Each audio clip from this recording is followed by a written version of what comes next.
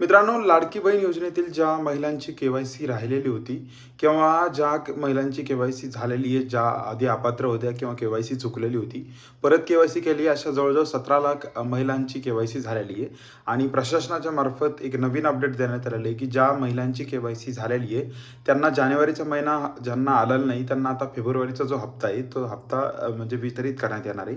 ज्या लाडकी बहिणींची के-वाय-सी चुकलेली होती, त्यांनी परत के-वाय-सी करण्याचं आवाहन करण्यात येते. याची तारीख 31 मार्च 2026 पर्यंत आहे. सो आपली जर के-वाय-सी राहिली असेल तर आपण करून घेण्याचा प्रयत्न करा, जेणेकरून आपल्याला फेब्रुवारी महिन्याचा जो हप्ता आहे हा नियमितपणे येईल व मागचे जे हप्ते आपले बाकी असतील ते देखील येतील. सो एकत्रितपणे पुढचे सगळे हप्ते टाकण्यात येणार आहेत जे बाकी आहेत ज्यांचे. आणि फेब्रुवारी महिन्यापासून ज्या महिलांची के-वाय-सी परत झालेली त्यांना देखील हप्ता येणार आहे. सो हे एक महत्त्वाचं अपडेट होतं. आपला हेतू असतो तुमच्यापर्यंत खरी आणि जेन्युइन माहिती पोहोचण्याचा. आपला जर व्हिडिओ तुम्हाला आवडला असेल तर कृपया चॅनलला सबस्क्राईब करा, या व्हिडिओला लाईक करा. धन्यवाद.